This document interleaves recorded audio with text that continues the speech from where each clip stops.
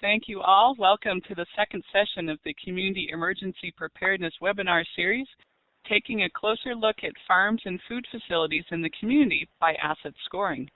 The purpose of this session is to raise your awareness of agriculture and food facilities in your communities and what impacts overall risk. I will introduce a process called asset scoring and discuss the application of this approach to the food and agriculture sector. I'm Dr. Julie Smith, University of Vermont Extension Dairy Specialist and Vermont's point of contact to the Extension Disaster Education Network. I've been working on agricultural emergency issues with various groups for more than 5 years, and I'm pleased to be with you today. The photo on the left is from a public issues forum on emergency biosecurity conducted a couple years ago. As Lucy said earlier, don't hesitate to put comments and questions in the chat box, especially when asked to do so. Right now, I'd appreciate your typing your email into the chat box so I can follow up with you about this webinar or related emergency management topics. And I also want to give a shout out and thanks to those who completed a survey after the first webinar. Your encouragement and feedback is greatly appreciated. If you're joining the webinar series for the first time, would you please share what your official or voluntary role is in relation to emergency management by typing it into the chat box? So I know many of you were on last time, but if anyone is new, if you can just let everyone know what your official or voluntary role is, that would be great. Thanks. So where are we headed in the next 25 minutes? We're going to talk about what is infrastructure protection all about, how is risk defined. We're going to talk about the 3 steps of risk assessment and what features of assets risk assessments focus on. And then I'm going to leave you to think about how you can incorporate this into your emergency management activities. Let's start by thinking what is meant by the terms critical infrastructure.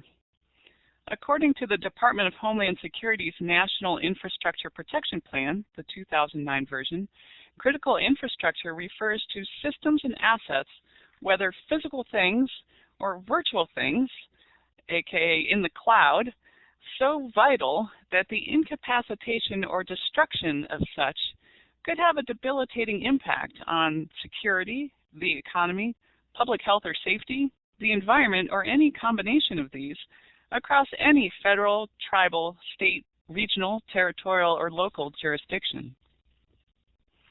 Here I've listed a few of the identified critical infrastructures. There are a total of 18 areas or sectors of critical infrastructure that have been identified by the National Infrastructure Protection Plan and assigned federal agencies responsible for identifying, prioritizing, and coordinating their protection and resiliency. The Department of Homeland Security is identified as the lead agency for 11 of these. Transportation systems is one of them.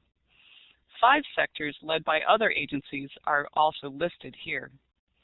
Note the Department of Agriculture and the Department of Health and Human Services share oversight for agriculture and food critical infrastructure and key resources. Think about the ramifications of damage to infrastructure. I think many of us are familiar with what happened when the Champlain Bridge was rated unsound and subsequently demolished and rebuilt, and the impacts that that had on local jobs, on the tourism industry, and on farms in the area. The justification for infrastructure protection as a function of government is made in the preface to the 2009 National Infrastructure Protection Plan quoted here. Risk in the 21st century results from a complex mix of man-made and naturally occurring threats and hazards, including terrorist attacks, accidents, natural disasters, and other emergencies. So you see, this perspective goes well beyond simply countering terrorism. This goal recognizes dependencies and interdependencies among infrastructures. The complexity of networks within each infrastructure poses particular challenges for protection. This is what keeps smart grid researchers up at night. Case in point, the Northeast blackout of 2003. Protection must be prioritized. This means there will be trade-offs. We can't do it all. We need to prioritize and focus to best secure critical infrastructure and key resources overall. So let's talk about these words. We've seen the terms risk and resilience come up a lot in that preface.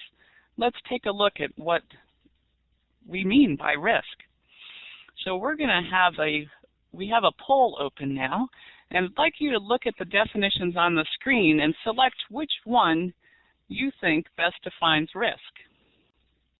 Okay, so we've got a couple of different answers. We can go ahead and close the poll and publish the result there. All right, we've got a bit of a spread here. So really what is meant depends on the context, right? And in the context of infrastructure protection, the first definition is the one that is used. All of those definitions are correct, but you have to learn when you're in the world of emergency management that common terms take on very specific meanings. Now this definition can be written as a formula. Here it is, R equals F parentheses CVT. Well, what's that? Let's decode this formula. Risk is a function of consequences, vulnerability, and threat. And it's actually consequences of and vulnerability to a particular threat. What do we mean by consequences? A consequence is the effect of an event, incident, or occurrence. It reflects the level, duration, and nature of the loss resulting from the incident. For the purposes of the National Infrastructure Protection Plan, consequences are divided into four main categories: public health and safety, economic, psychological, and governance and mission impacts. Vulnerability refers to a physical feature or operational attribute that renders an entity susceptible to a given hazard. You can think about these questions. How strong is your computer's firewall? How strong and secure are your passwords? What level of security and perimeter control does a farm or facility have? What level of biosecurity is in place to prevent spread of disease? Is the facility in a floodplain? And there are different ways to calculate this. In calculating the risk of an intentional hazard, a common measure of vulnerability is the likelihood that an attack is successful, given that it is attempted. So you'll find for many of these things there are various ways to estimate the risk, and some have to do with thinking like the bad guy. We touched on what are threats and hazards last week. A threat or hazard is a natural or man-made occurrence, individual, entity, or action that has or indicates the potential to harm life, information, operations, the environment, and/or property. For the purpose of calculating risk for most hazards, threat is estimated as the likelihood that a hazard will manifest itself, that it will happen. In the case of terrorist attacks, the threat likelihood is estimated based on the intent and capability of the adversary. Risk is a function of consequences, vulnerability, and threat.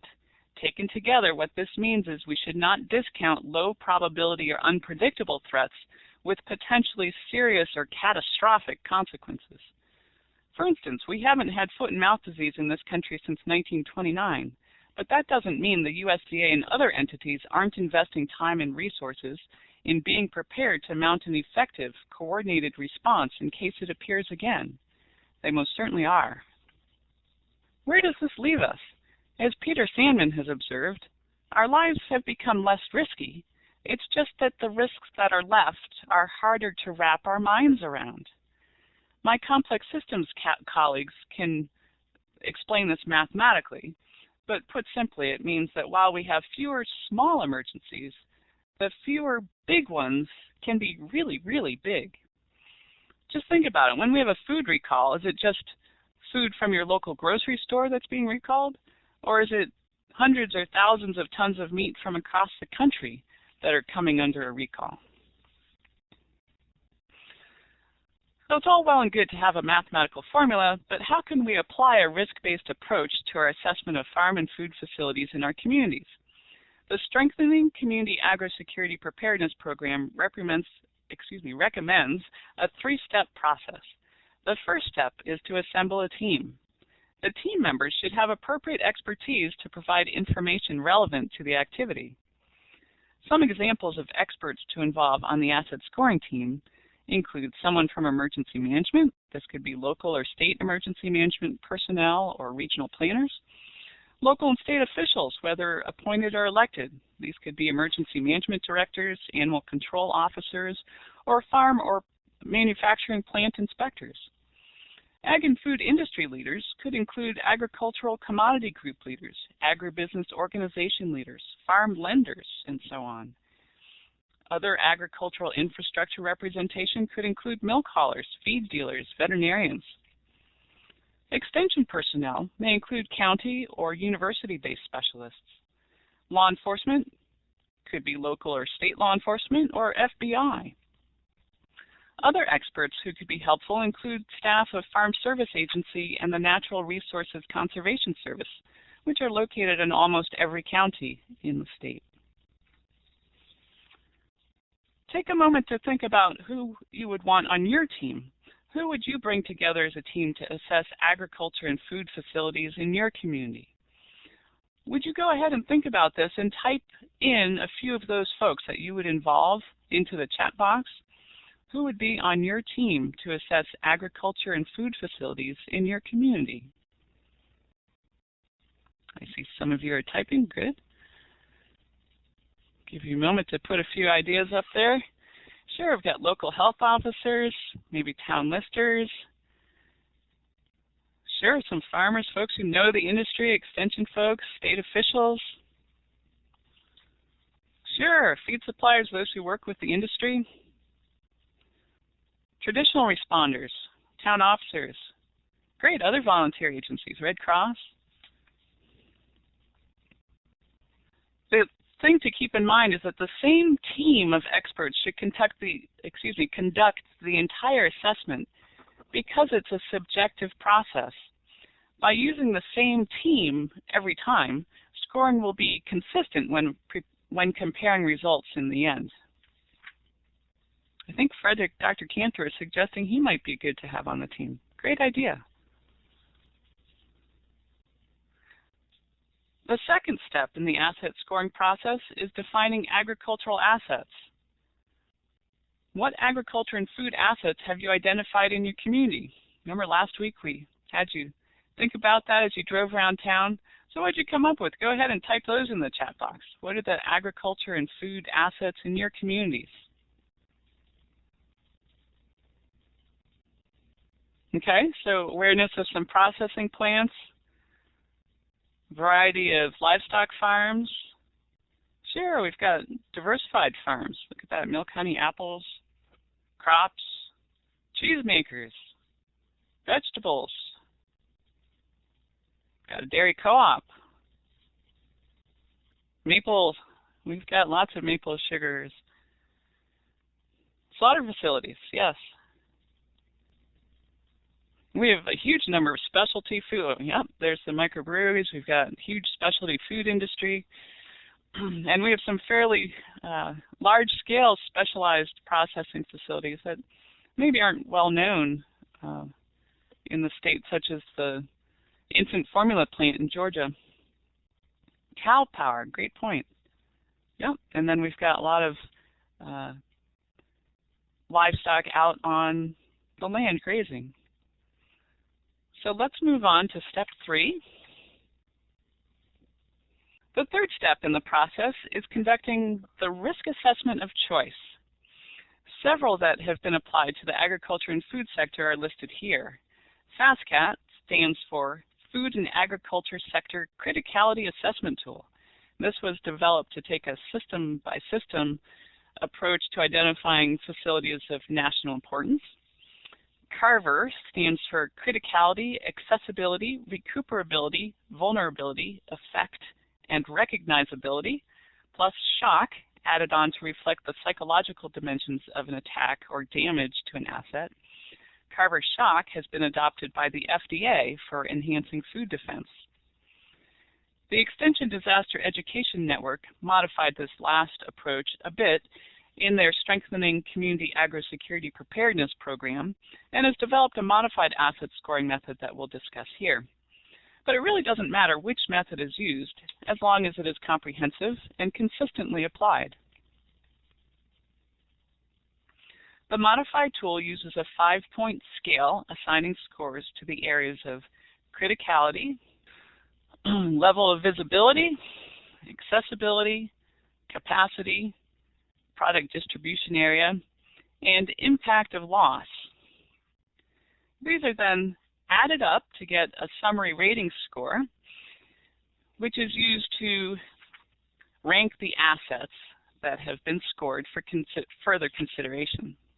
So let's take a closer look at each of these risk factors. An asset is critical if its involvement in an emergency would have significant health or economic effects on the local community. Criticality of an asset can be determined by its usefulness to the community, economy, or government. Criticality scores are based on an estimated impact to economic value, and you can see how that goes in the score listed on the slide. Going on to visibility, awareness of the existence of and visibility of an asset to the general public is another component of asset scoring. Can someone locate and identify the asset easily? For example, is there signage on the highway? Do the facilities advertise?